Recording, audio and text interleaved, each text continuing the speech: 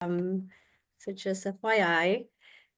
All right. So what time is it? It's 4 o'clock sharp. So just for the sake of time, I think we can go ahead and get started. We'll have more people join as we go on to continue with the presentation.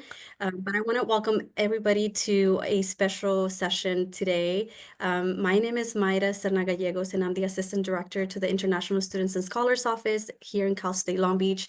And today we do have a very special presentation in relation to international students and the way that students have navigated different ways to achieve their career goals and their professional roles as international students from our school. So you're going to hear from different people today, and we hope that all the conversation that happens today, it's helpful for everybody in the room, and you can hopefully leave today with a message of positivity and encouragement as we continue this discussion after today. So let me see if I can share my screen real quick so that you guys can you guys see my screen at the moment? Yes? Okay, cool. Perfect. All right. So again, this event is brought to you by a collaboration between the Center for International Education and the Alumni Center.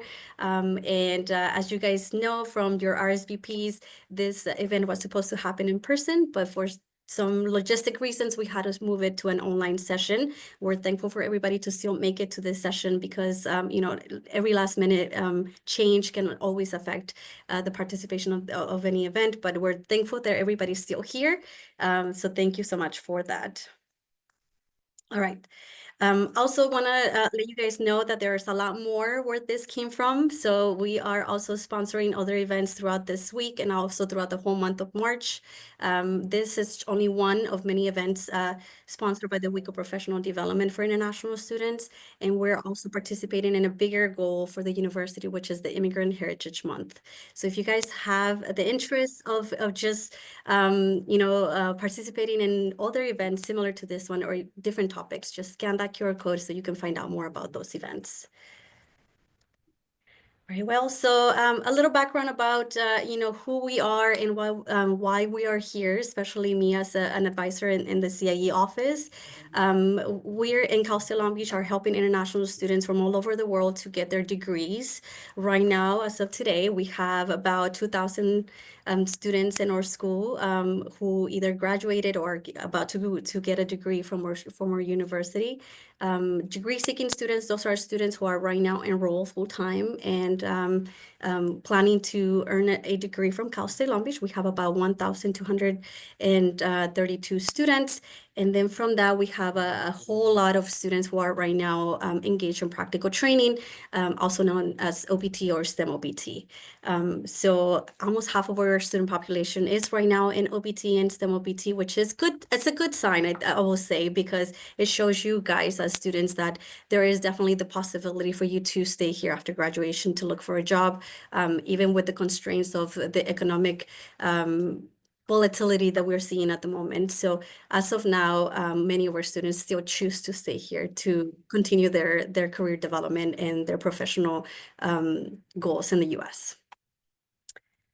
All right, and we'll move forward to definitely meet the presenters. So the panel today has 6 amazing alumni that are going to talk to us about their journeys. But we are also going to have Sai Santosh help us with the panel.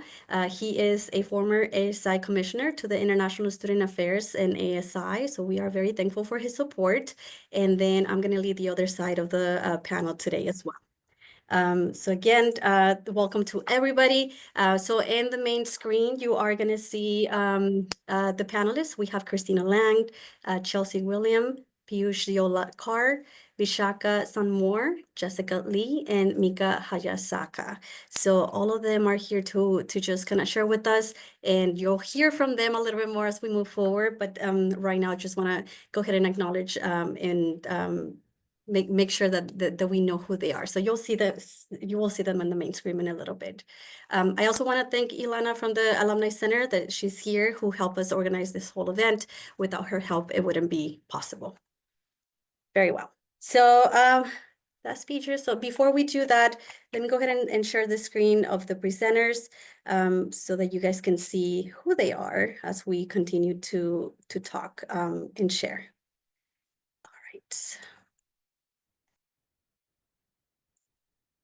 All right, very good. All right. So you guys are able to see my screen now with everybody in the screen? Yes, thank you. All right, so I'm gonna give Saeed the opportunity to just introduce himself, and then we can jump into the questions that we have prepared for the panel. Hello, everyone. Thanks for joining the panel discussion today. And I am a current international student here at CSULB pursuing a master's degree in computer science. Yes, I'm very grateful for this opportunity to learn from all the panelists.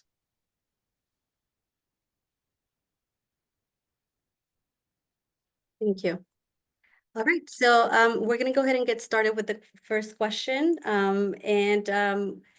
If we can have all the panelists just share a little bit more about themselves, including, introducing your name, your current job title, and maybe your nationality, so that people can feel like maybe they can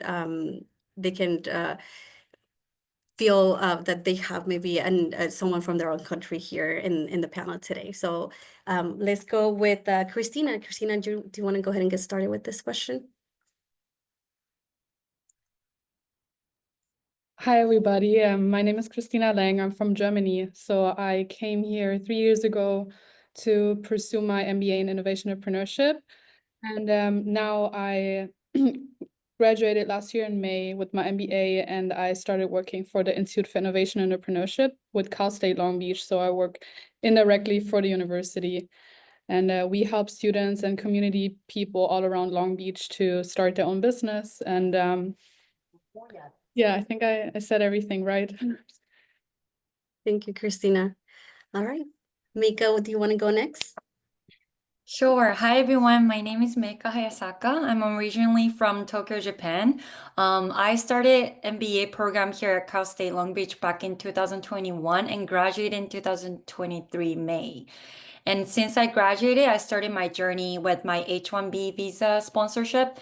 And currently I work for the marketing agency as digital marketer. And now I'm actually transferring to a new job in San Francisco, actually, as a growth manager at the AI company. Nice to meet you all. And Chelsea, do you want to go next? Sure.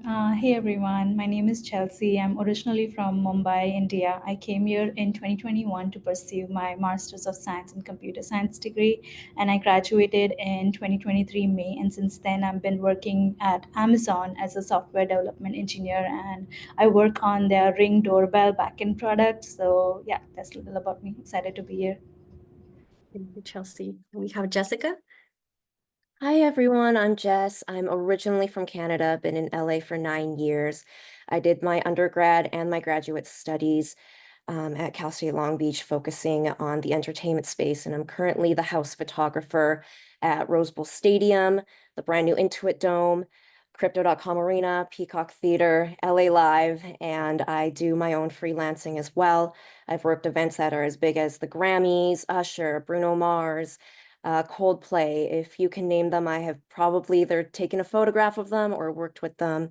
So if you have any questions about the entertainment space, I'm happy to help you out there. So great to be here. Thank you. All right. Thank you, Jessica. And then we'll go with Piyush. Hey, hi everyone. I'm Piyush Devlikar and I'm from India. I came in 2015, so it's been like 10 years I'm here, and I graduated in 2017 with Masters in Computer Science. It's been 15 years that I am into software engineering, and it's been 10 years that I'm working into advertising tech company. And currently I work with In Market Media. It's an advertising tech company. The company is in Los Angeles, but I work from home. Happy to have like everyone here. Thank you. And then we have Bishak.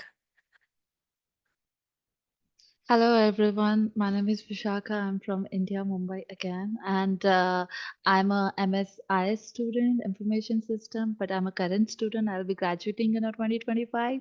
But yeah, I was fortunate with the back-to-back employments, and this is kind of my third employment with the Johnson and Johnson as a product manager. So I'll be getting my degree and jobs together. And I'm happy to really help or guide whoever you need any, have a questions related to CPT, OPT, also the transitions because I came with a unique cases that Myra is quite unaware. But yeah, happy to help everyone. Yeah. Thank you, guys. All right, then, Saeed, do you want to take it away? Yes, sure. I thank all the panelists for introducing themselves, and we have a pretty diverse panel from different parts of the world. So we have known their journey after coming to the US, their choice of career, and the story afterward. So now I would like to take a step back and request the panelists to shed light on their background, academic background before coming to the US and their choice of path of US here. That would be very helpful. So do you guys want to take turns? So we can go with Christina for you first, if you can just reflect on that question. Can you repeat the question for me one more time, please? Yes, sure. So it's about your journey before coming to the US and your choice of choosing CSULB and US per se for your career. Okay, so why I chose CSULB, I knew a friend, she was also from Germany, and she got her MBA here in Long Beach, and I used to come visit her as a friend to stay on vacation, and I really liked LA and Long Beach. So first I actually started out thinking about a semester abroad, and I actually already started my master's degree in Germany until I decided that I want to apply for the MBA program in Long Beach because I liked the university. I came with her one time to class. I also applied to UCI, but at the end I really wanted to get the master's degree here in Long Beach because of the innovation entrepreneurship focus that they have and the emphasis. And in Germany, my undergrad was in business administration and economics. So I also had a business undergrad, and I just was always very passionate and interested in entrepreneurship. And I thought I'd go to America or come to Long Beach because I really wanted to pursue something in that industry, which is not that big, or there are not that much opportunities in Germany. So that was one of the main drivers, besides my friend, to come here. Yeah, and the good weather. The weather for sure, right? That's always a sell-off. All right. Mika, do you want to go ahead and answer that question next? Yeah, of course. Just to run really quick about my backstory, I'm from super tiny town in northern part of Japan. Like I grew up with the cows and pigs, whatever, with the in the rice field. So I didn't really have experience being exposed to global culture per se or diversity. And then I went to university in Tokyo to pursue French literature major. Actually, don't ask me any French because I don't remember any. But I didn't start it off as a business background, but I always wondered to how to like expertise my career or like be a business professional that I want to be. And then when I was in undergrad, I had opportunity to exchanging program in University of California, Irvine. And I really liked pursuing more diverse courses at UCI, and I realized I really wanted to continue education. And at the time, I was already graduating from Japanese university, and I realized I don't have money for it. And also, if I were to pursue business career or a business degree, which is MBA, which I wanted to do, I just realized that it would be better for me to have a little bit of background in working in actual like business field. And also like I always like kind of expected to pursue career after I graduated MBA here in the States. So I really wanted to add some stuff in the resume that I could be have easier take off after I pursue my degree. So I ended up working in Tokyo. I actually worked for the company called Indie.com. I was a sales associate for the advertisement. So I really liked working there, and I really like the working culture of American company per se. And I always wonder like it was so different from traditional Japanese work culture. And I'm like, okay, I want to pivot more into American work culture rather than Japanese working culture. And I saw the potential of me as 20 something years old as a female. I saw more potential going into career in the States. So I decided to pivot my career to pursue my MBA degree in 2021 and ended up coming to the States.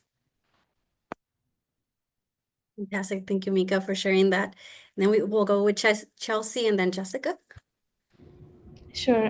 Hey everyone. So my journey, I pursued computer engineering degree in India, and it is a 4-year degree. And by the time it was coming to an end, I had to make a decision whether or not to pursue a job there itself or pursue higher education. And what made me decide that was that I want to be at a place where innovation is at the core and like invention is at the core. So that's what drove me to pursue something in the United States. And the way that I found about CSULB is through my cousin who went here like 10 years ago. And she had a really good experience. And the weather's great, the tuition worked out great, the program worked out perfectly. So that's when I decided to like come here for my master's degree. And so far it has worked out really great. Thank you, Chelsea. A bit on my background there. In Canada, I actually got my degree there in acting, and then I ended up going to music school. So really, all I've known is the creative side of my brain, and that's the only way I know how to express myself. And being that girl that was so in the entertainment industry, really, LA is societally ingrained in my brain growing up, and I was like, I want to be in LA. Like that's where my world is. That's what I understand, and that's where my career will excel. So I continued my education, and I found CSULB. And I think being transparent, as we all know as well, being an international student is expensive. And CSULB was one of the options that I found to have a very reasonable tuition price. And also we're by the beach, where it's a little, I lived in Long Beach for 5 years as well, and it's a little less dense versus trying to find a place to live in, like, let's say Hollywood or somewhere in the heart of LA. So CSULB just made sense to me, and I connected my careers and my passions from there. Thank you, Jessica. And then we can go with Piyush real quick. Piyush, if you can answer that question for us, and then we'll go with Vishaka. Yeah. So like I pursued information technology in India. Like it is a bachelor's degree in engineering for 4 years, and after that, like I started working for Infosys. And then while working with Infosys, I was working for a client like T-Mobile, and that's when like I realized the work culture for like the US companies are like way different.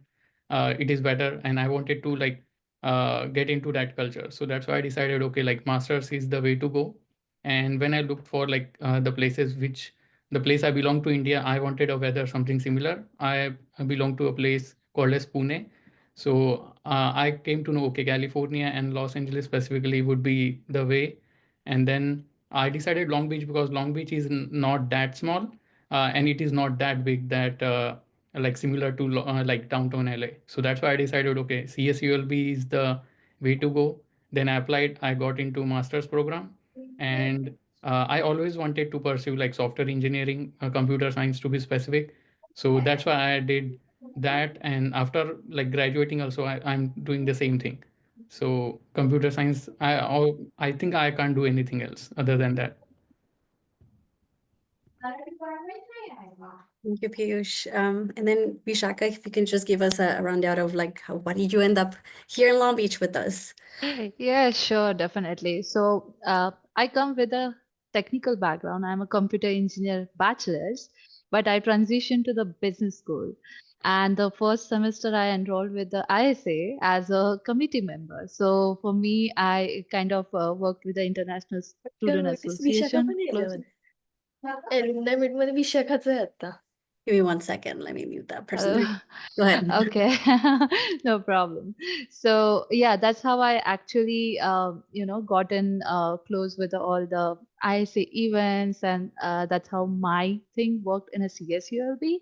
The reason that I chose a business was because I mean, back there in India, after my graduation, I enrolled into, I started and established my own startup. It is a tech startup, AI based products I make. I'm still a part of it, but at the one moment I thought, okay, I need to have some business head for myself. And that's where I transitioned to CSULB. The major factors I had to choose it was a whether and cost effective because I'm a self funded woman. So everything I had to do by own. and fund my own. So that was my journey. So that parameters fitted well with the CSULB. And I guess I'm at a good place. I had a fantastic 1.5 year, 3 months to go. So I'm kind of, I reach at the one moment when I kind of achieve the things, and then I just told Myra, I want to give it back to my juniors, and I'm happy to help and shape their careers maybe wherever I can help. That's where it all got connected. Yeah, so I'm a transition case from tech to business, and look forward into the same. Yeah, that's all.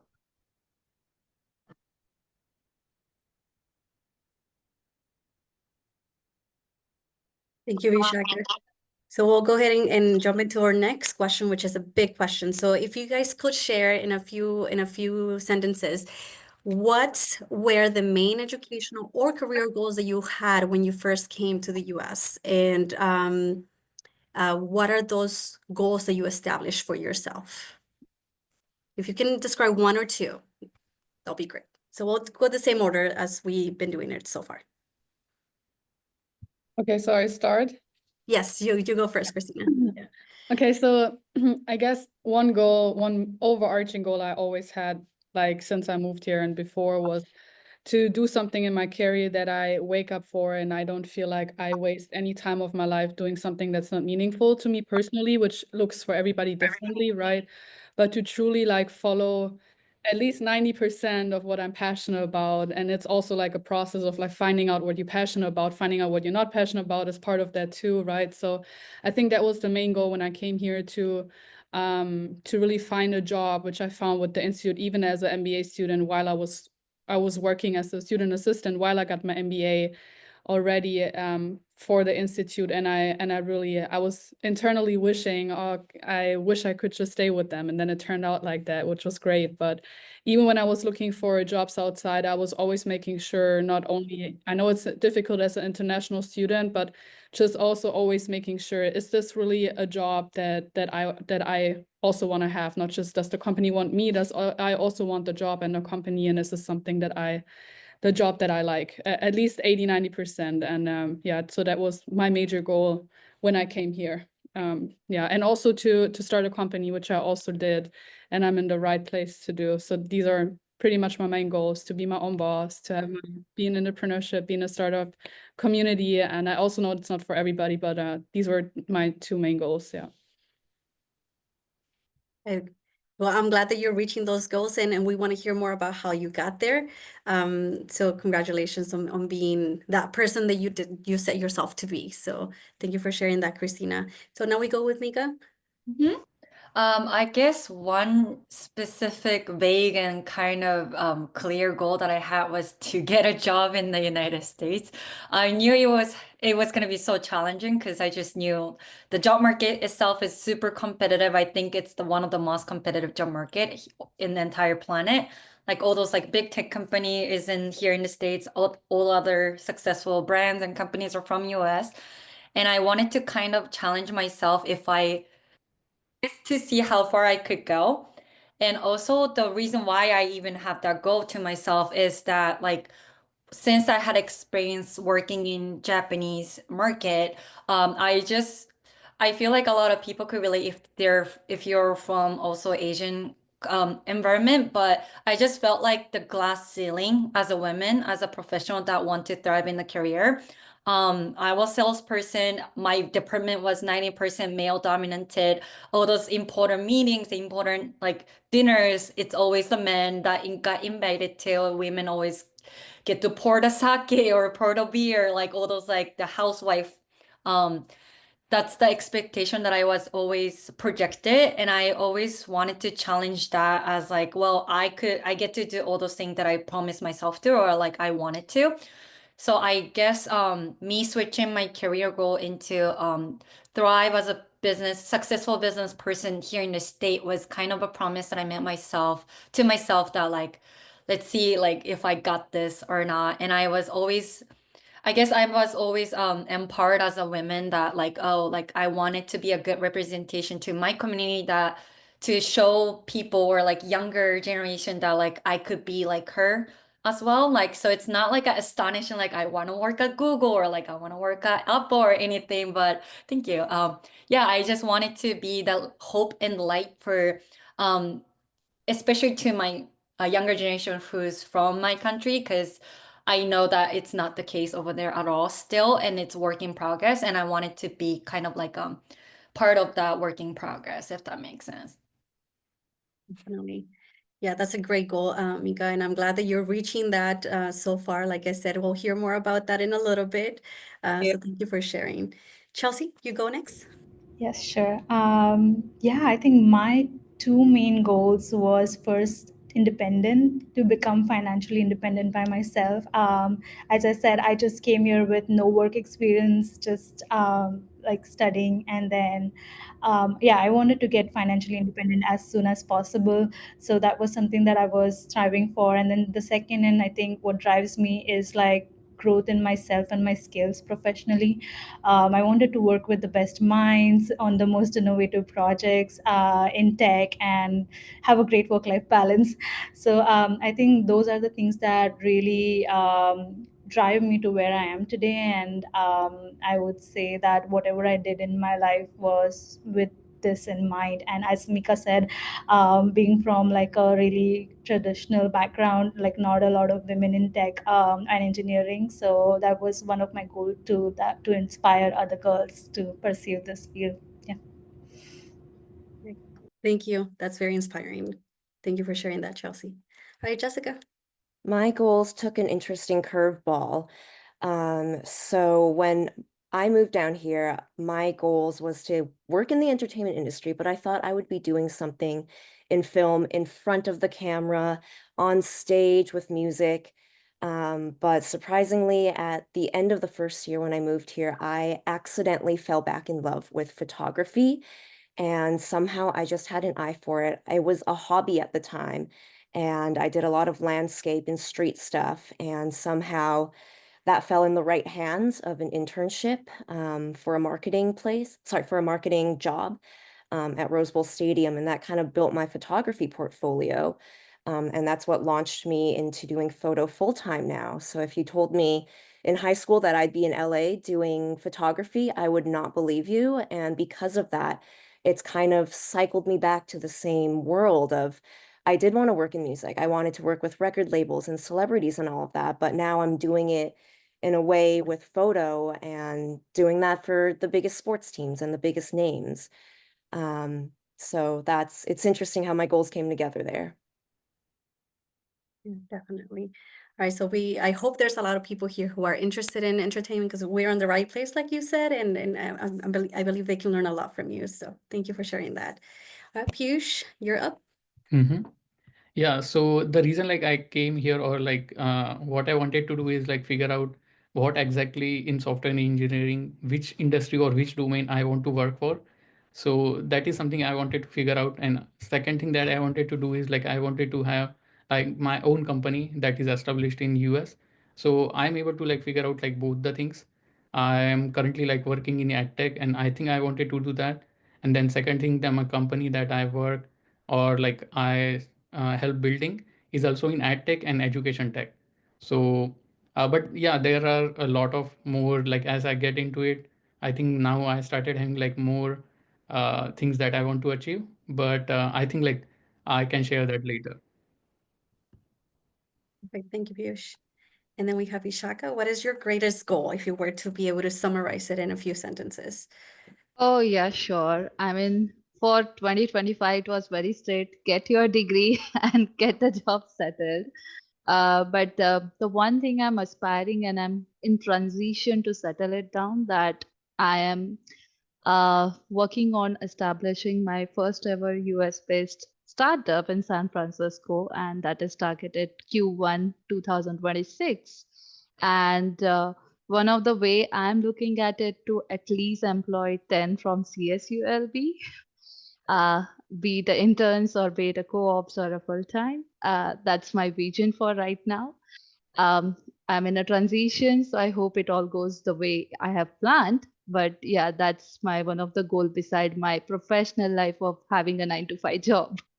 And I'm an active travel influencer, so I have a target to complete my 15 national parks before 2025. That's a aggressive timeline I have for myself. And yeah, that's the nutshell thing. Yeah. Well, those are very aggressive goals, and I hope that you make it happen. I'm sure you will.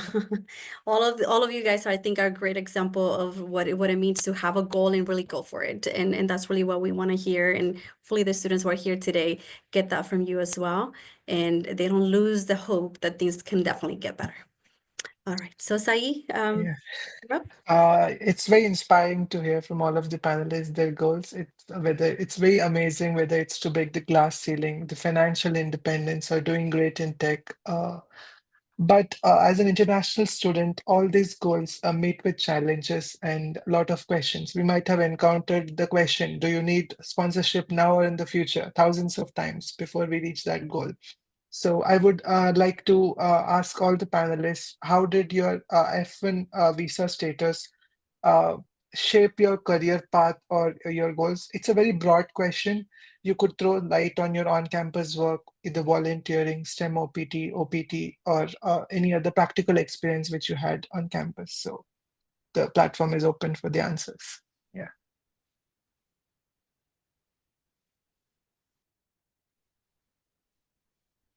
Maybe I don't know. I can take Yeah. this question Sure. because I'm a very recent with this.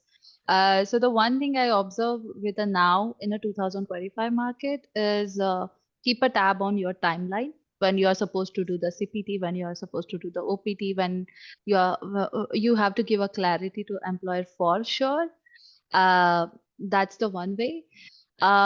Sometimes it also happens now with the job market. This is what I have seen during my job hunt is when you tell them that you need a sponsorship, you can show your flexibility as well. Like if you're on an OPT, you can just let them know in an OPT, it's not mandate to have a sponsorship. You can still work, and we are open to and utilize that time to figure out some job which sponsors.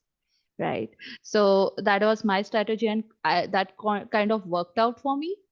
And be open, I would say, be flexible to the not only the role you are targeting, but substitutely optional roles to that. Like I was trying to get a project management, but I got into product management. So that wasn't really the one what I was looking for, but I had to be flexible with that. So keep your, I mean, hands wide open when you're getting that, trying to hold the knock of HRs is what I would suggest. The flexibility. I have seen my one of few of the juniors who are trying to get the internships, and they were being very adamant about I want a data analyst, and I just want a data analyst. But sometimes the role as a data engineer or a data science has the same work. It's just the titles. And when you are dealing into the aggressive job market, it's really important to be flexible and keeping tab on timelines. That's some of the people just miss when to apply what. That's the biggest issue. The giant companies open the jobs a year before or 6 months before. And then, of course, for international, you have a paperwork, additional paperwork. So that's something is, but I feel the CIE has already a lot of material and frequent sessions on that. So that helps a lot with the current students. I don't know if I answer the correct way what you were asking, but hope that helps. Yeah, that was very helpful. But did you feel that your F1 visa status affected your goals, or did it shape your journey? I feel it is a little affected, I would say. I mean, I could have got a more calls or I could have got a more opportunity in terms of because just being international, it's an extra layer or a struggle, I would say. Uh, but I also know like if the 80% crowd is in a declination, the 20% really appreciate what you're doing and they are willing to really help you. So your job as an international is just to find those 20%. So it's not that it's not impossible. It's not impossible. Neither it's not like the case that it doesn't exist. It's just the way you have to figure out which hands you have to reach. So I just want to encourage in that way. If you're getting 100 rejections, so still 105 would be your acceptance. So keep going for that five more. That's the whole thing, I guess. And I guess every international is facing that, right? Every time you do the application, they're like, you need a H1B? Oh, we are not sponsoring, we can't hire you. Okay.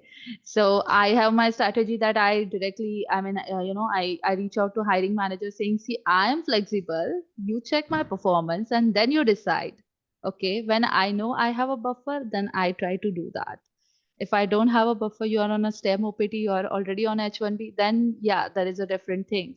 And that's also one of the reason I am in a plan of my uh, startup, so I can also sponsor myself and don't get into that really tough situations.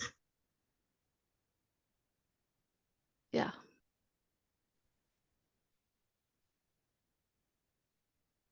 Thank you. Vishaka has thrown light on the journey after graduation. I would request any other panelists who are up to share their journey during the education, during their education tenure, whether it's on-campus job, volunteering, or any other internships if they had, and their journey of dealing with it as an international student.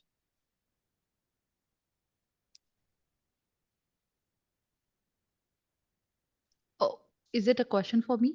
Sorry. No, I was requesting Okay. other panelists if they can throw the other part of the question. Yeah. I guess I could add a little of my experience, I guess.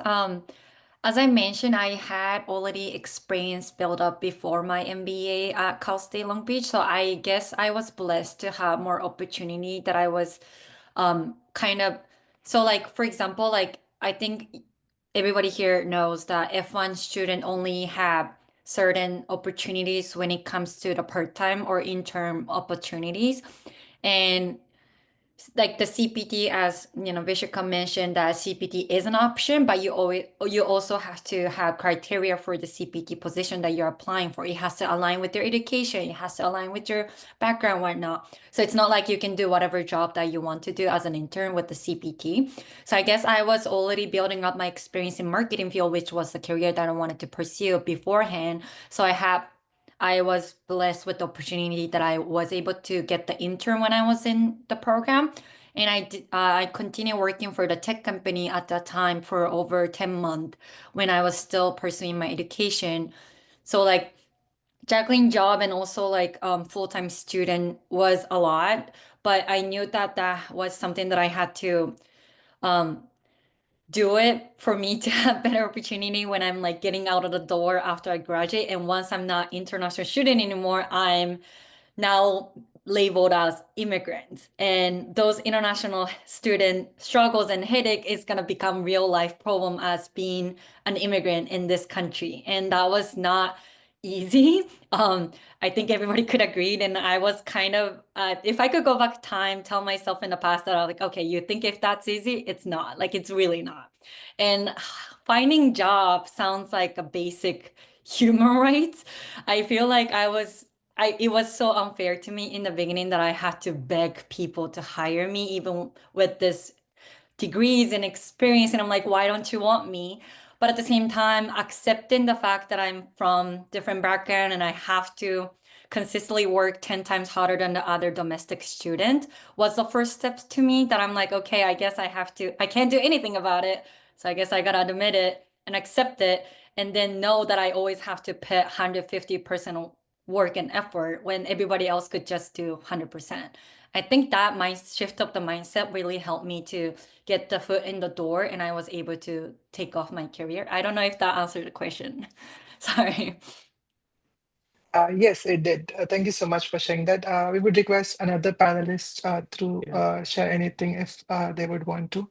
Yeah, so I think I agree with Maika. And like I also want to add, like actually being on F1 visa or any kind of visa is actually a blessing because when Maika mentioned like your education and your job should be aligned. So I think that is a very good way, like Maika presented that because there was a restriction, Micah was already able to build that career path where she wanted to go into the business, and that internship really helped. So just consider, if she was able to do anything that she can, so maybe she would not have landed in that job. She would have started with whatever she get the first thing to do. So I think that's why like having on visa or like F1 visa is not actually a problem. It's a blessing. Second thing, yes, I know like we have to struggle a lot being an international student or like immigrant in this country. But I think like that's what we sign up for. When we came here, we already knew that we had to give maybe 100%, 150%, or maybe sometimes 200% to get that job, which other citizens can like easily get it. So I think that's what like that makes us like more stronger, because like we are struggling right now, but like it will be like the blocks will like come together, and it will be like really uh, the journey would be like very fulfilling when you get that job, or when you struggle and like you are able to achieve, and you will value that. So uh, and I think the on-campus job really helps. So when I was like at Cal State, so I started working as a software developer at institutional research and assessment. So that was not like something I wanted to do, because like it was institutional research and they had all the job related to data analytics. But still I went for that interview for data analytics, and I failed the interview because my heart never lies into data analyst. And then the interviewer asked me like, okay, what else you can do? And then I said, okay, I can do software engineering. And that person who was interviewing for data analyst hired me as a software developer at that office.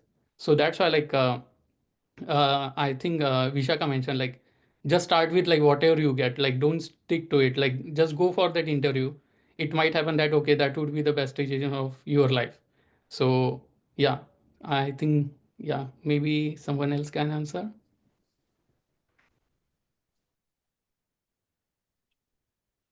That's a very interesting perspective, Piyush. It has turned my question altogether.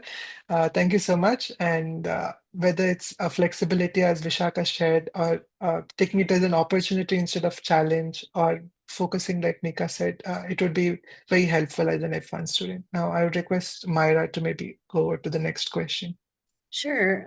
Thank you guys for sharing. I think that like you guys all highlighted this, it is very hard for an international student to navigate your journey in the US. But nevertheless, you guys have persisted, and this persistence really is taking you where you are right now. So if nothing else out of this session, please believe that is possible, believe that the impossible is possible, and continue your journey. And like they all mentioned, there's different pathways to get there. And it's definitely something that you will need support with, and hopefully this is creating that support system and is opening your mind to what a support system can look like. So yeah, definitely. So our next question, it's in regards to maybe some of the things that you did and the decisions that you made that made the most impact for you. So what do you think made the most impact in your journey to be able to become this successful? Was it maybe, for example, that you participated in different career resources or career fairs, or took advantage of any on-campus resources that were helpful? I have also here, maybe you had mentors.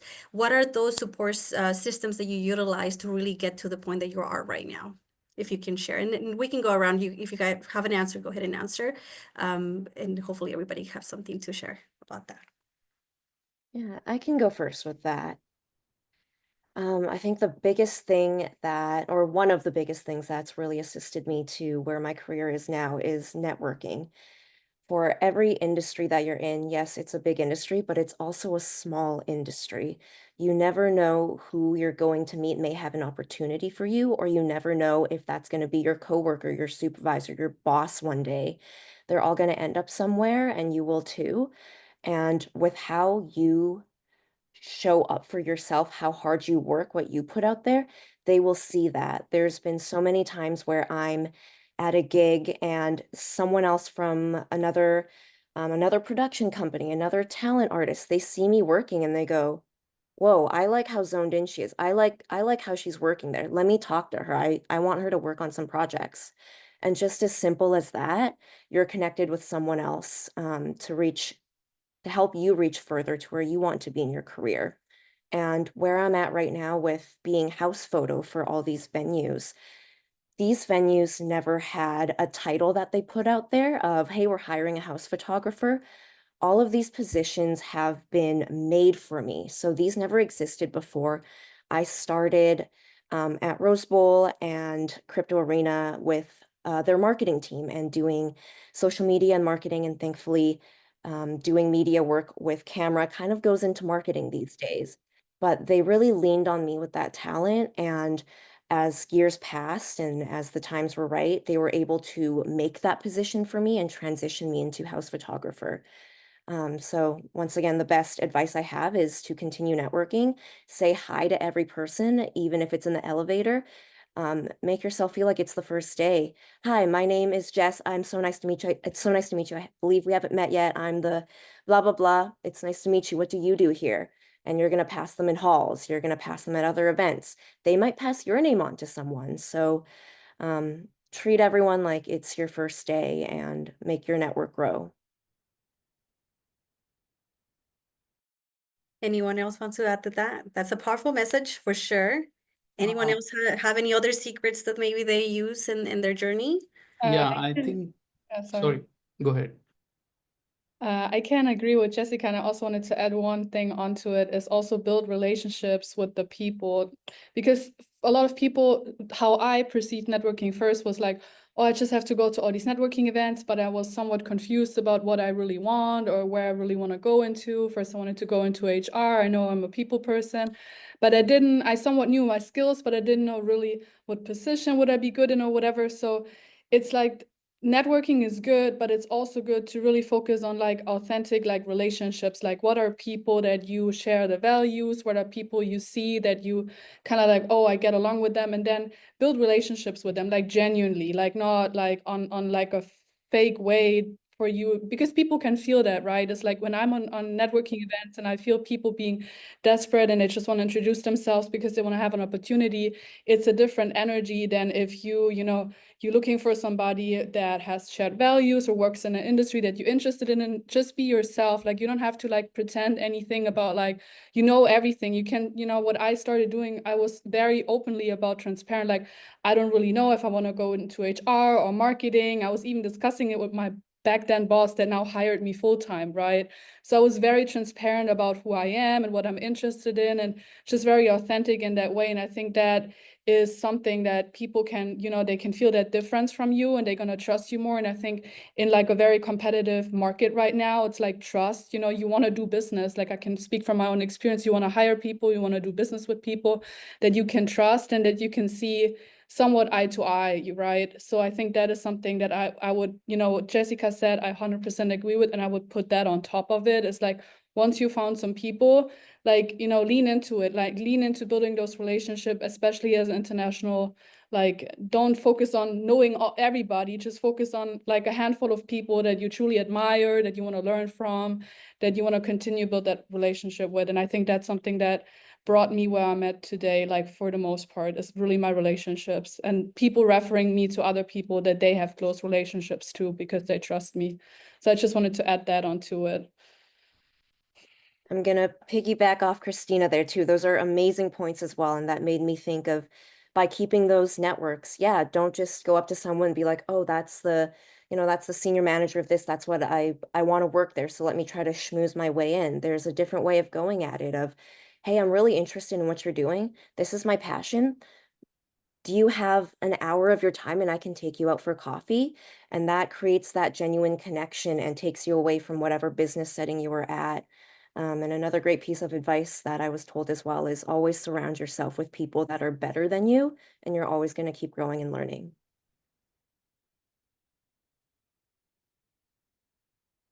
Thank you guys for sharing that. Anyone else wants to add to that question before we move forward?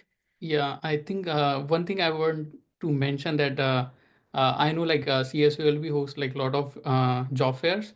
So one of the advice that my senior gave me when I started at Cal State Long Beach is like you won't find like any job for international student in the job like job fairs. So I said okay, like I still want to go there, and like same thing happened. Like all the companies like were looking for like citizen, but there was like one company, the name is Internet Brands, that still comes to job fair, and I went to them and I told them like, hey, I need visa for like whatever job opportunities you will have. I will need, even if you have like internship, I will need to apply for CPT. And I think like I actually like got interview. I interviewed there, and that was my first job. So that's how I got my first job, through the job fairs at CalSat Long Beach. So I'm not saying don't trust your seniors, but I think still like even if everyone says like it's not possible, just try it. It might work for you. Thank you, Piyush, for that. So here you have it. So we have from mentors to career development opportunities that are offered in the university. These are all resources that you can always take advantage of. So I want to give everybody a heads up. We are going to ask one more question, then we're going to open it up for questions to the main floor so that everybody can get ready their questions to ask our panelists. So Saeed, if you can go ahead and ask the next question, and then we'll jump into the Q&A. Yes, Maharashtra. Thank you so much. And the panelists have set a wonderful framework for networking and also being able to be there and learn from everyone. I would like to ask my final question about how the panelists have tackled obstacles and challenges, because it's not an easy journey. It's a very difficult, and people need to persist. So I would like to ask panelists one by one, how did they overcome the obstacles, and what is the one piece of advice they would give to the uh, their juniors, so to say, about how to proceed with their career? That would be very helpful. We can start with Christina.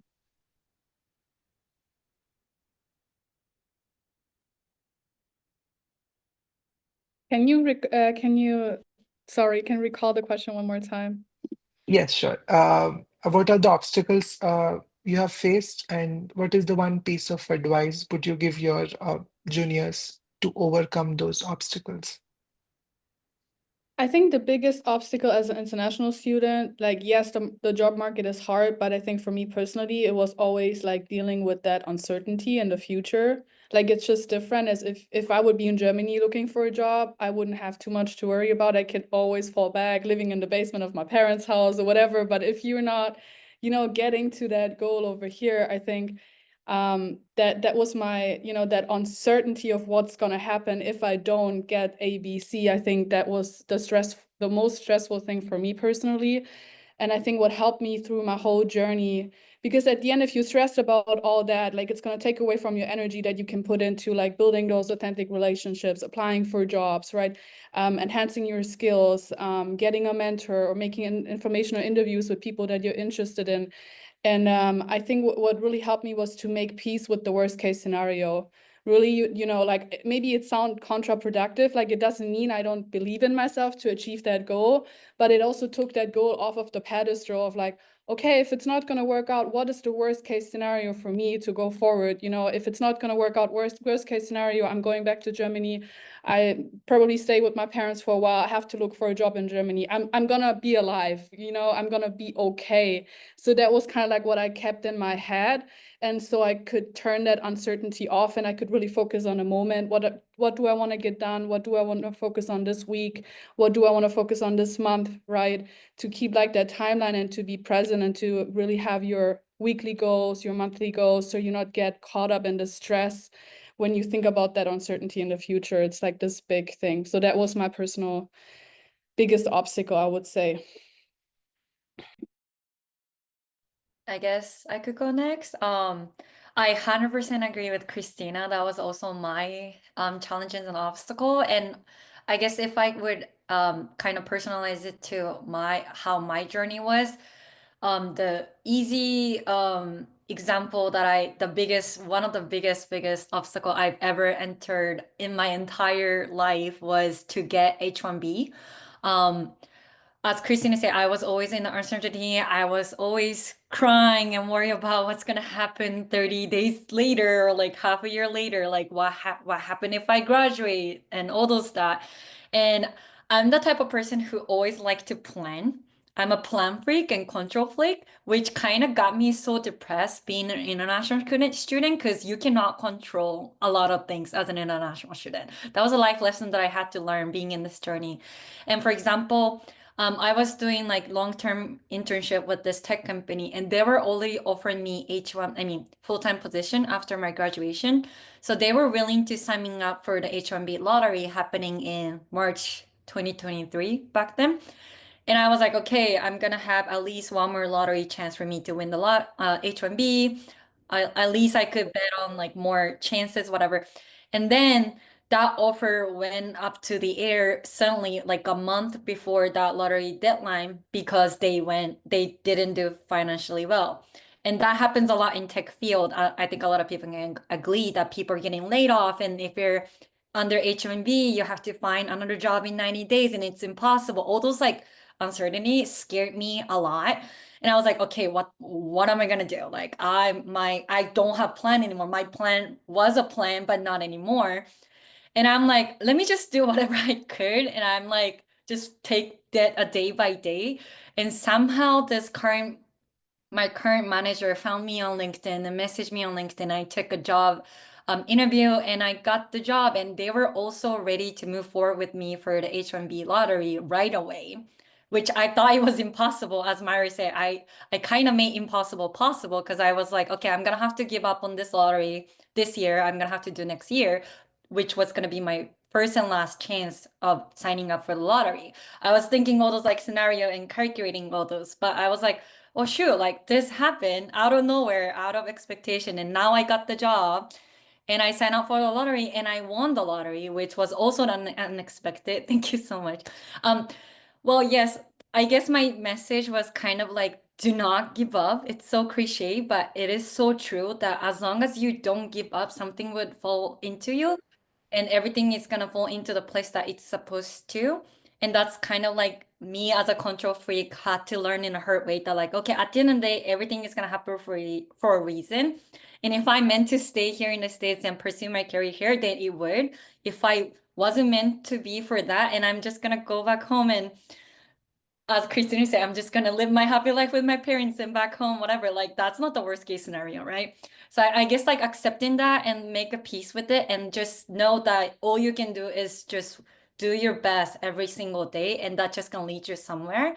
That was the biggest, I guess, lesson that I learned, and also it helped me to get here I am today. Amazing. I think I can go next.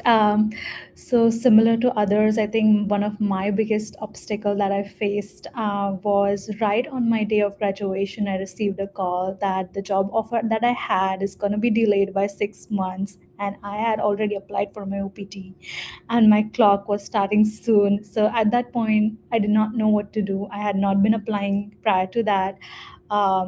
But yeah, that's when I started my journey to apply to every possible opportunity in tech that I could see. I knew US is a big country, and if I could move to any other state or any other, even the smallest possible opportunity that relates to my career, and if I could pursue that, that will bring me closer to my dream. That was my strategy, basically, to tackle this obstacle. And I finally found a job before my clock even started, in a startup in Long Beach as a data engineer, and I worked there for 5 months before continuing with my current job.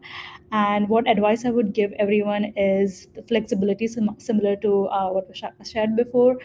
Do not be afraid to apply to any possible position that you see online that it relates to your interest or your field. Even if the job title is not what you're looking for, just go for it. Have that conviction in yourself to maybe try everything before you give up, and that's the advice I would give. I'll go next year. I feel like I'm also learning so much. This is such great advice. So thank you, everyone. I'm going to sound like a broken record as well, but that is the same obstacles I have as well with the uncertainty of visas. Being here for 9 years, I've been back and forth with my student visa and then going on OPT. And a previous employer, I had to kind of rush the H-1B process for me because, as we know, we really have like less than a month to submit that and get that in. There was an obstacle of like, because of what I do, I don't think H-1B is best for my title, but they still pushed it anyways. And It got denied, even though I know it's a lottery, but lots of requirements as well. And that kind of discouraged me a bit. I was like, oh, like I want to try for visas, but this one got denied. So what's my chances? So moving forward a little bit, I'm now in the process of working on my O1B, which is what is the title for it? It's so specific too. It's called Individuals with Extraordinary Ability or Achievement. Like that's so like it sounds like they're putting you on a pedestal. But it works perfect for what I do as a creative person. It's just a lot of work. It's a lot of documentation of putting everything I've done, my own portfolio. I have to get industry recommendation letters from very high ups, and I have to get the biggest people I can to write me letters about how amazing I am and why they're qualified to write me a letter, and all the projects I'll be working on. However, this takes a little less of my stress of uncertainty, even though I am in the space of like I'm uncertain if I'll get it until I have that visa in my hands, right? But in this way versus a lottery where I was personally stressed of it's a lottery, will it get chosen? In this way, I have more control because me and my lawyer are putting all our papers together and working together to make the best case possible. And there's also no timeline on when I have to submit. So just to wrap that up, the uncertainty for me is how scary putting all the visa work together is and just waiting on it. But as everyone else has said here too, it's out of our control, and all we can do is focus on what we can and stay positive in that sense and don't let it cloud our thinking. Okay, maybe I can go next. I guess one thing I have observed in my journey is every international at the one moment become a extreme multitasker.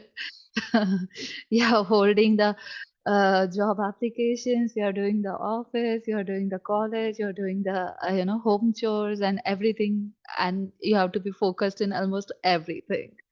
So that's the biggest obstacle I feel I am facing, to give best in every sector. And you don't have an option. I mean, no one is cooking at the house, no one is doing your applications, no one is interviewing for you. So one advice that I would give, this is the thing or situation every international will definitely go through with, be it like a visa issues or whatever, that's a part and parcel, but this is gonna be lifelong until you are here in the US. So I hard way learned to figure out what is my peace factor.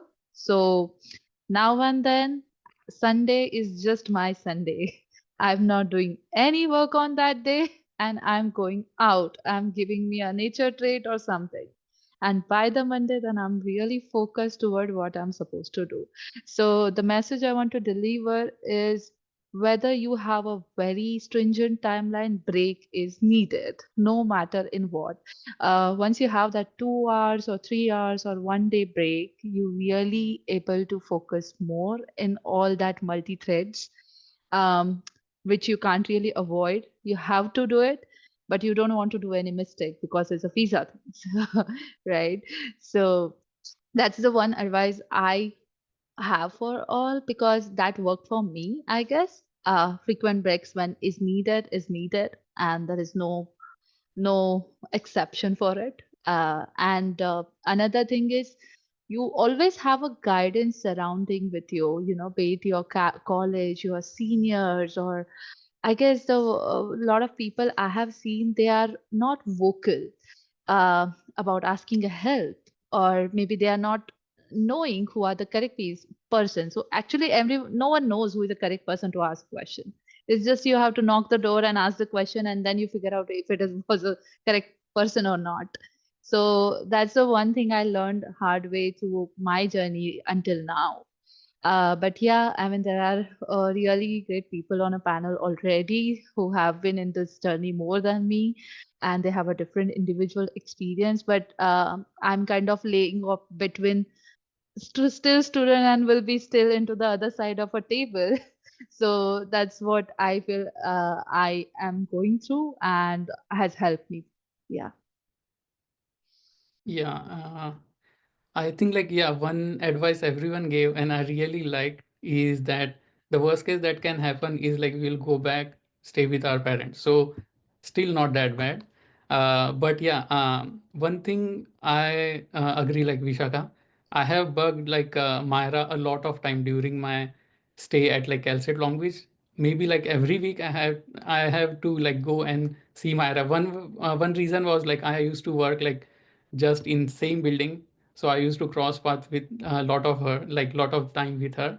But yeah, CI is I think the best resource you have. If you just don't know whom to ask, go to CI. They will actually figure it out for you. And another thing is like there are a lot of options available for like F1 visa student. What they can do, they can even start their own company and whatnot. So Myra and like whole CI will help you a lot. So if you are stuck that okay, like tomorrow is the last day I can like stay in US, just go and like talk to CI. They will able to figure out at least something what you can do. So worst case scenario, like talk to CI, they will help you. Another thing I want to give advice is like uh, we are stronger together. So if you try to like fight your own fight, like have your own fight alone, it would be very difficult. So try to build community, try to build that network, and like try to face things together, because these things are like equal and same for everyone. Like everyone have to face like F1 visa issues, everyone have to face immigrant issues. So if you stay together, you will be able to figure out one way or another, and try to help each other. If you help someone else will help you. So stay together.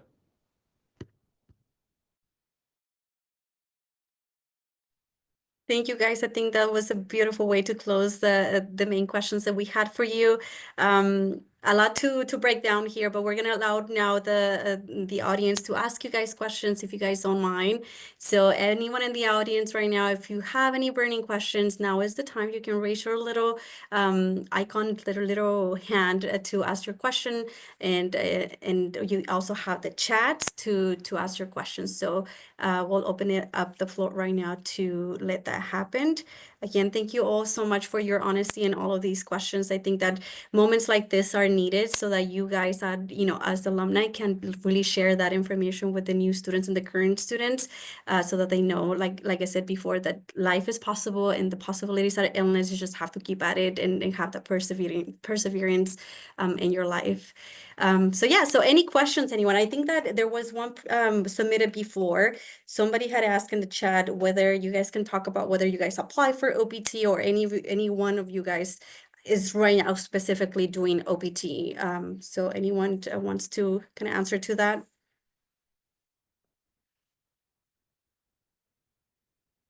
What's the question again, Myra? So they asked whether any of you guys are currently in OPT, and I think you guys, some of you guys already answered that question. I believe most of you guys right now are in OPT. That's correct, right? Yeah. So yeah, they're definitely, our panelists definitely come with a lot of experience, not only going through like being a student here, but also working on campus, opening themselves up to opportunities on campus, and then eventually through the OPT process. And now, like Jessica mentioned, she's going through the O1B visa. Mika talked about the H1B, and then Pius talked about, starting his own business. So there's a lot of variation here in knowledge. So this is definitely a good opportunity to expand your knowledge on how they got there. Any questions from the audience?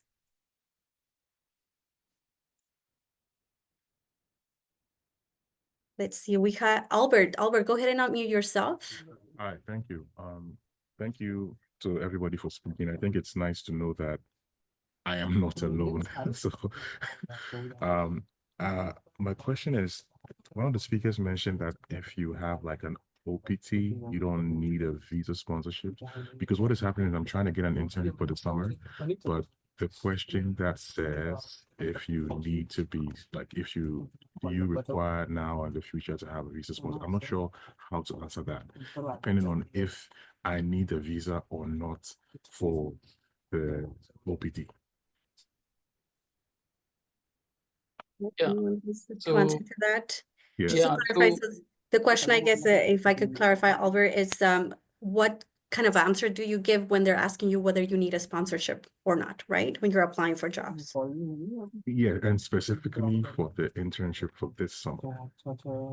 Yeah. Right. So first thing is like if they ask like specifically if you need the visa sponsorship now or in future, then definitely the answer is yes, because you will need sponsorship in future. Right. But if it is specifically for internship, so you if so you can mention there would be like another comment section where you can mention like you don't need H1B sponsorship for that particular role. You can Okay. mention you just need like employer letter or like offer letter so that you can apply for CPT. And in case there is no way to put your additional comments there, what you can do is like you can try to reach out to any HR or any person on LinkedIn and Right. tell them like, hey, I applied for this particular opportunity and I don't need any H1B sponsorship for this particular position, but there was no way I can like mention this. Okay. Thank you. I And then, yeah, please go ahead. I could also add to that. I have experience like getting summer internship because that was a requirement for my specific program. That kind of like pushed me to secure the internship in the summer because it was from my program. And during that time, I was sending like 110 application, 150 application, and I only got 3, 4 interviews because I always would check that box. And even though that's gonna lead you to the automatic rejection because that company simply don't have the resources for you to hire internationals or they just don't want to. And that's also okay because I feel like that ultimately is gonna save your time and their time as well. Like it's simply not matching your needs on that market and it's totally okay. And since me coming from HR background when I was working at Indeed, that I always tell people or clients that like job hiring someone or like getting hired to someone, it's kind of like a dating app. If you don't want to think it that way, I don't know if it's appropriate, but like it's simply just matching your needs or not. It's nothing about your shortcoming or their shortcoming. It's literally what they're looking for and what you're looking for is aligning or not. So like don't take it personal, like just don't be afraid to send as many as application as possible, checking that box out because that ultimately leads you to the shortcut to find that company, one or few specific companies that are willing to hire you with that checked box. And also like as it was mentioned that yes, you could also specify like, yes, I do need the sponsorship in the future, but at this moment for this internship during the summer, I do not need any sponsorship. Because sometimes that company, I have experience working for the startup, they simply don't have the specialists who's acknowledging all those differences in a student visa, H1 visa, whatnot. It's a lot to process. Like all those company has to have resources that like immigration lawyers whatnot, and not those HR person who's constantly talking to you and reaching out to you is not necessarily that specialist. So it's okay to give those explanation and also knowing what your position is, what kind of visa or like opportunity that you're looking for at this moment is also important to kind of put those criteria on the table for those person who's kind of like a spokesperson who's connecting with you, if that makes sense. Thank you. All right. Is there anyone else who have any other questions? I know you guys have been, let's see. Let me go back to the chat, okay? Give me 1 second. All right, so you mentioned that we should take advantage of every job posting related to our major. When will be the right time to inform the hiring manager that you require a sponsorship or that you might be an international student in this case? Anyone wants to take on that question? So at what point in the hiring process do you disclose, you know what, I'm an international student, I might need CPT or OPT support or even the H-1B sponsorship? Do you go ahead and do this upfront from the beginning, or do you kind of wait a little bit? What is your experience? I guess I'm right now going through this process. So for me, I'm keeping it transparent from day one, I would say. But because initially after you graduate, you will be on OPT, which doesn't require a sponsorship. So I keep it kind of diplomatic to HRs. saying that, hey, I need a H1B sponsorship later, but I can still get hired without sponsorship for this year. But I keep it transparent onto the terms that I'll be on OPT, and in a future there will be time, but I can have that discussions later. So March is the ideal time, of course, when the H1B window opens. So if I have to answer that question, that December and Jan would be correct time to have your review discussion and request for a petition. My situation was a little bit similar to that, but since I got H1B during that time process, when I was trying to be quick, I definitely mentioned that in the first interview that like, hey, like this is my needs right now. I don't know if it's aligning to your needs right now at this moment, but this is where I stand and what I need right now. So if you're not willing to giving me sponsorship as of today, then I'm okay with it and I'm gonna move on. So like I think that got me to the plates of like signing up for the H1B lottery because I was making that super clear. And I was in the time crunch of needing that right before the deadline of that lottery. Right. So it looks like honesty might be the best way to go. Like Mika said, maybe that will like filter really the people who really matter to you at the end of the day.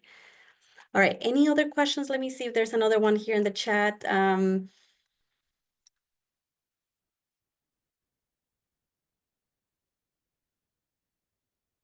All right, so somebody's asking here, how did you guys find or decided on the best OPT start date for you? So as you know, when you apply for OPT, you have about 60 days after graduation to choose from to start your OPT. How did you figure out the best time to start your OPT?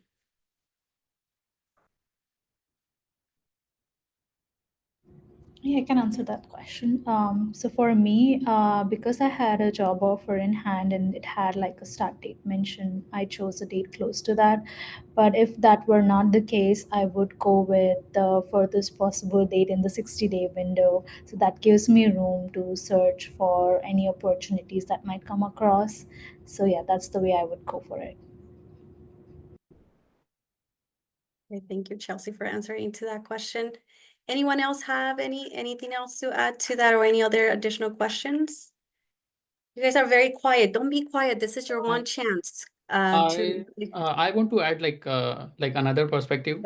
So the issue that might happen, like a lot of companies or at least the startup, they ask you first question if you have OPT card or the EAD card right in front of you. If you say no, they won't start the process. So that can happen that not the big companies are fine like waiting for 6 months as well till you get the EAD card. But uh, I was in like same boat, like I already had the job. So I just picked the first date that was available for OPT. But lot of my friends like did the same thing. They didn't had the job, but they still applied for the first date of OPT. And the reason for doing that is because like they were able to like apply for like startups and small companies which ask like if you already have OPT in your hand or not. So that actually increases your opportunities, like you can apply, and then there won't be any uncertainty that like once you get the opportunity, you know that you can start right away. And another possible thing that you can do is like if you don't have the opportunity and you want to stop the clock, there are a lot of like good ways to do that. You can start working for your professor. You can start working for any non-profit organizations, or there are like 10,000 ways you can talk to CA and they can help you. So if you ask me, like my personal opinion is like uh, maybe like get like as early as possible, because nowadays it takes more time to get the OPT card in your hand. So that's like my personal opinion. So I completely echo with what Piyush is saying. Even though my OPT and EAD is a early date, right after my graduation date, but this is what I have seen when I made an application. My waitlist time is a 4 month. So the USCIs have a major delays. To be honest, you might end up doing the premium if you have a job in a hand, but that's the situation right now. So and I also being started interviewing a lot many. So I also understand this. They have this primary requirement. Do you have a EAD or when are you expecting your EAD? So if you have it a little beforehand, it gives a upper hand beside all the other crowd. So in your case, Pitali, I'm not sure when are you graduating, but if you're graduating in a May, I would suggest it's good to have the EAD before June, before the other lot, which maximum people expect to have a EAD by October. So it raises your chances. Again, there are, as the Piyush said, there are 1,000 ways to stop the clock. So you can always keep a one backup option to, talk to your professor or something and have your OPD stop clock stop. So that would be the ideal approach. But looking at the market, this is what I could recommend because I'm also graduating in May 25, and that's what I figured for myself. Thank you, Vishaka and Piyush, and everyone else who answered to this question. All right, so last call for the questions in the chat or for an open mic. Going once. Hi, can I ask a question? Yeah, go ahead. So you guys are talking about how important to have experience beforehand, in terms of like applying for the job in the future. And I know there's a lot of difficulties as an international student. It's completely out of control. I'm personal background, I'm third year, and then I'm majoring kinesiology, which is a little hard for me. I think Jessica can relate to that like a little bit more, but it's not like a big field. If you go to like a job fair, it's hard for you to find the company that you can have experience, hands-on experience, because most of the company that can be there as a the panelist is going to be like, different, like a business, or for example. Do you guys have advice for the junior who are looking for those like internship or volunteer work, any kind of experience that can put in the resume that's going to be beneficial for you and that will lead to get the job, OPT and HMB, even like for applying to the master degree, or for example. So my question is going to be like, what will be one advice for you that you can give me as an international student, third year? Hi, Neo. I can jump in on this. And when you said kinesiology, it fits so well with my undergrad and my grad studies there, because I did recreation and leisure, and then I went into my grad school with sports management, and there's actually a lot of overlap with the kinesiology department there because it does deal with recreation and sports in that way. First, to answer your question, if you do want to go into grad studies, kinesiology can bring you into the sports management program, and transparently, I loved it. It was such a awesome program that really allowed you, they really push you to be in the field and split the time between classes, but really helped you focus to be in the field so you can get that experience. I want to say there is such a huge world out here for you. And I know it doesn't feel like it is because we're such a niche study here. I'm sure oftentimes when you mention what you're studying, people are like, that's a class here. So what you do is really important, and trust me, there's a lot of stuff for you out there. So I want you to ask yourself, what do you want to do with kinesiology? Do you want to work with a sports team? Do you want to be doing something with PT? Do you want to work at a medical clinic? I'm thinking of doing the PT program, so doctor PT program, but as Meika says, everyone says experience is a big key, so my plan right now that I have is go to the OPT, get experience, hands-on experience, especially in the clinic field related to PT. And using that experience, I'll apply to the doctor program, and then learn more about in that field, so that now I have that doctor degree. Now I can work as a PT, as a professional in that field. So yeah, that's my plan. But in terms of getting those, I'm pursuing that path, I think right now I need to get some experience to like, step forward as a just normal student through the year learning, kinesiology in bachelor, which doesn't give me any like certification or anything like that. And add to that, I'm international student, like I can't just work random, like gym, for example, as just part-time job or whatever. So it's something that is always hard for me to put into consideration, but also, yeah. Yeah, with the PT thing, and trust me, I feel your frustration here, and I'm happy to say that I've been through similar things, or I know students that I was in class with that have followed your path, and they have such a bright shining light on them. So I don't want you to be discouraged with the PT stuff. To get more experience, I encourage you to find them on campus first. There was a lot of PT students, kinesiology students that were in my class that wanted to do exactly what you do. And there's actually a lot of opportunities on campus, whether it's with all the sports team. We have so much sports teams at CSULB, and there's such a need for PT on campus and outside of the campus. There's actually a lack of them because a lot of people don't think of this type of medical field. So you're in that advantage there. Start asking the rec center if there's any jobs there for PT. Start asking your professors. Your professors in your class are so connected to what's on campus there. Ask them if there's any opportunities.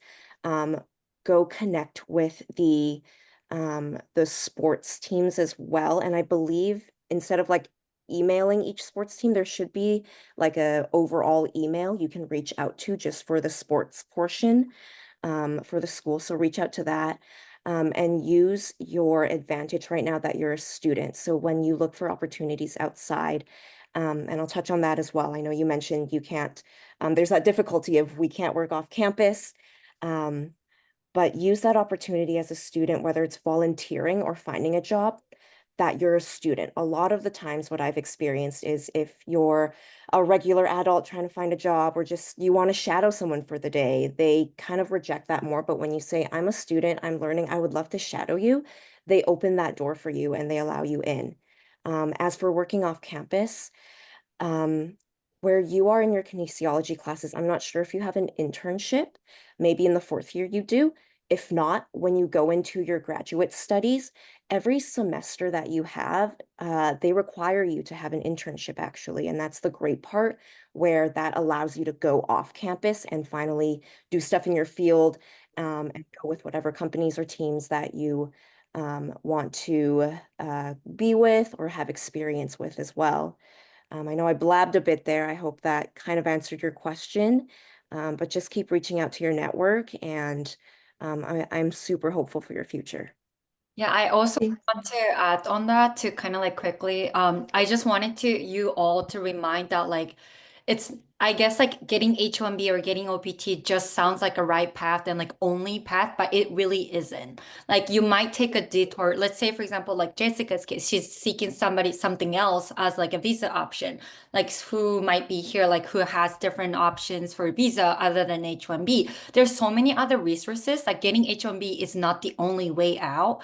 And also for my case, like I really wanted to go into the master's program right after I graduated from four-year college, but I didn't. So I went back to Japan one time, started building career over there because any experiences count that I thought. And now I came back here, like restarted my journey, I guess, in the States. And now I am very satisfied with the journey that I took. It might look like a detour. It really did look like a detour to my in my past mindset, but it really wasn't. So taking detour or like a step back is also not the bad thing. Like it could be a plan B, plan C. Like you could do like there's so many opportunities and resources. Like don't like limit your mindset to like, oh, if I don't get this HMB or OPT, I'm like over. Like your journey can continue in different form and ways as long as you keep trying, like reaching out to people, reaching out to the opportunity, like it would happen. So don't be too pressured that like, oh, like I'm not having this job that I should and whatnot. Like that's not the case at all. Thank you so much for all the speakers, and that was inspiring, and that was a good time because it's rare to have this conversation with like alumni, and yeah, that was helpful. Thank you so much. Oh, thank you guys. So like I said, this is great. Thank you so much, everybody. Also the audience that is asking a lot of questions in the chat. And thank you all the panelists who are answering. Like I said, we are creating a community here and network that you can rely on and hopefully build from. So at some point in the future, those who are in the audience at this point might come up and be in this panel discussion to teach others how to navigate this journey. So those just keep your mind open to all of that and continue to help each other and build that community.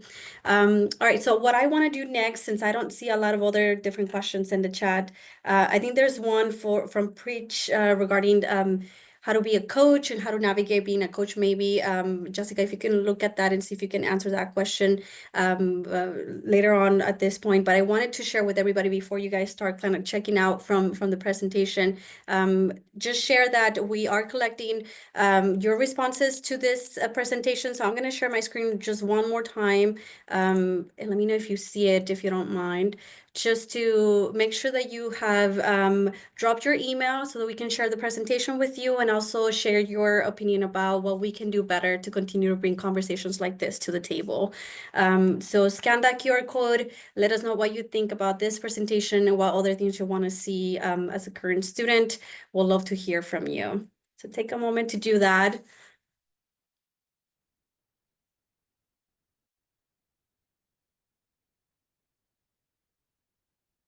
Right. And I think we dropped that link in the chat as well at some point. So you can always click on that link as well.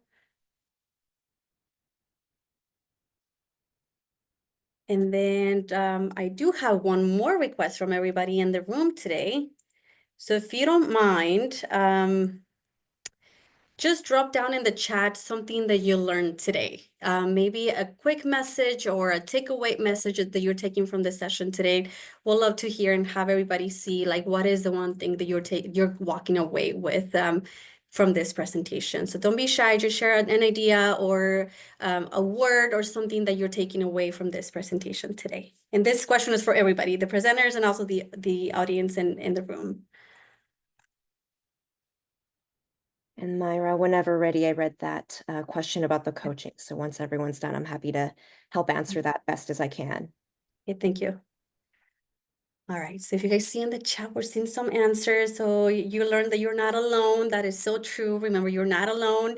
At least right now, we have at least 2,000 students from different countries in our school and just in our school. But imagine how many other universities around our area also host international students who have similar experience to yours. But yeah, definitely, you're not alone. Community is strength, so true. The importance of networking, great. Don't give up, be open-minded. Great. We're in this together. Yes, Mika. We're in this together. We have resources around us for sure. To work in the moment and not to worry about uncertainty, correct? And then resilience, it's definitely a great strength, being flexible. Thank you so much, all of you guys. I think you guys are taking really good messages out of this conversation, and I'm glad that you're finding it helpful. All right, so Jessica, if you don't mind, if you can go ahead and answer that question that the other student asked about coaching, that'll be great. Yeah, a little bit about coaching there. It seems like you want to break into it a bit more, and it's great where you're thinking of starting in high schools and even start looking at a lot of local places. I've had other colleagues in my class that have went down this road as well, and they look at Parks and Rec, look at like the city of LA, city of Long Beach, city of wherever you are. They oftentimes have a lot of coaching internships and starting positions, especially during the summer, for kids, for high schools, for anyone in the community there, and that will start to build your portfolio. And you did mention with pay as well. It's always tough breaking into any industry, especially with a starting position. I think now the pay for these positions has gotten better, but of course you're not going to be making $80, $200 when you start. But these are some of the sacrifices that I've had to make when I was starting, and some of the sacrifices we have to make as well. So remember that big pie in the sky is to get that experience and to have this so it launches you into where you want to be. So don't be discouraged if you see a position you want, but it doesn't pay what you want. Just take it, and maybe you have to find another job to make ends meet, but at least trust in the process, and what you're doing there is going to bring you to where you need to be. And when you get to that level of higher coaching, you make a lot of money. I hear football coaches make a lot in a day. So trust the process, you'll get there. And I'll also drop my LinkedIn as well. If anyone else has any further questions, feel free to connect. Great. Thank you, guys. All right, so I have one more question for the panelists, and bear with me because I think this is important. You guys talked about your journey so far and what you have accomplished, and it's a great experience for the current students. But I have one question or one doubt. Is there anything that you guys have not accomplished just yet, but you will like to still continue to work on? Just one thing, one idea that you're still maybe right now working towards. I could go to that first because I have really specific goal. I'm currently on H-1B visa, meaning that it's like it's not permanent, it's temporary. So now that I'm in the journey of exploring my career here in the States, my next step is to acquire green card through employment. So my focus right now is that's part of the reason why I'm transferring my career into a new company. I'm going back to tech. I'm really excited to start my new job in a few weeks, but that ultimately happened because I wanted to seek that opportunity and flexibility of the company that's willing to give you a green card, which based on my resources and my connections, recommending me tech. And I also have background in tech, and I saw that happen a lot to the tech employee as well. That's why I wanted to go back to kind of like that route and get back on track. But that's also the new goal that I'm setting to myself. And after that, maybe who knows, be a millionaire. But yeah, goal that I have at this moment, yes. All right. Thank you, Inka, for sharing that. Anyone else want to share their next big thing in life? Yeah, so one thing that I have still not achieved is like getting my PhD. And second thing that is already in process, and Myra knows, is like publishing my own book. Yes, so that's a great accomplishment. I told them, that's great. I haven't heard that many students who really write their own books. So I think Piyush is doing a great job really exploring that option, that it's not always very evident for many of our students. So let us know when that comes out. We'll be happy to read and give you some great reviews. I guess I would need a first copy. Yeah, sure. Like I already told Myra that like whoever, like once I am ready to like, publish, I will share the link, and whoever wants, like they will all get like the free copies. Like just for like CSULB, alumni and student. Thank you, Piyush.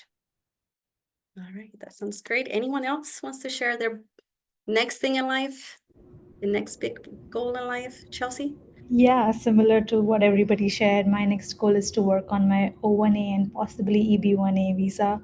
Already working towards building my profile. I have some research publications, so just going to continue that and hopefully we'll get there. Great.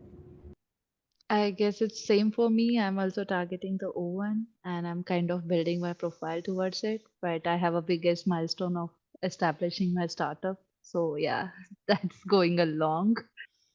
Yeah, big things. I guess I'm gonna buzz a lot, Myra, with you on that.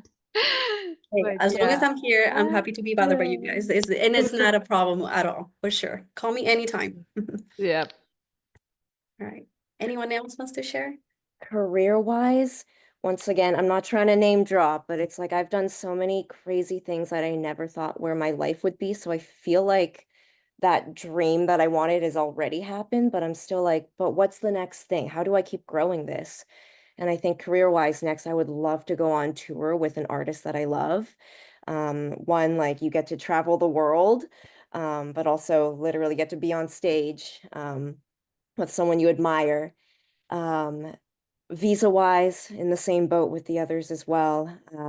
Going for my O1 right now, but as we know, all of this is a process and it's temporary. So once I get it, I know I'm gonna have to move on to the next step and go with a EB1 and go for that green card. So the process kind of never stops, but just going to keep aiming big.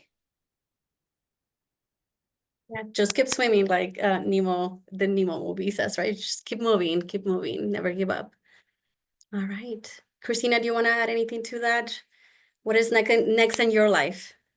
So next, right now, focusing on also my HP1. So I'm gonna be right now focusing on applying for my HP1, and also just growing my startup. So we actually building mental wellness for student athletes on Cal State Long Beach, and we're working on actually doing a nonprofit so that student athletes don't have to pay for it.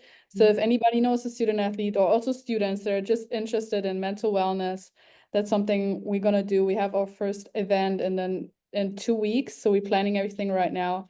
Yeah, I just wanted to give that a shout out. We've tried to grow that at Cal State Long Beach right now. We're in the very beginning. Fantastic. All right, so that takes us to the end of our presentation. Thank you to the panelists. Thank you to Ilana to making possible this event through the Alumni Center. Thank you to Sai for helping me facilitate this panel today. And really thank you to everybody who participated. Don't forget to drop your comments in that survey link that we had in the chat and continue the conversation beyond this session. This is just the beginning, hopefully for everybody to connect. And thank you, the panelists, for sharing your LinkedIn so everybody can know that you guys are there to support and also to continue to grow that network for the new students. All right, so if you guys don't have any other comments, we'll leave it at that. Thank you a lot. And we'll see you at the other events this week. Like I said, this is just part 1 of 4 different events we have this week to help all international students navigate their journeys to career and professional development. Thank you all. Thank you. Thank you. Bye. Thank you. Thanks, everyone. Thank you. Everyone, bye. Thanks, everyone. Bye. Bye, Chelsea. Thank you.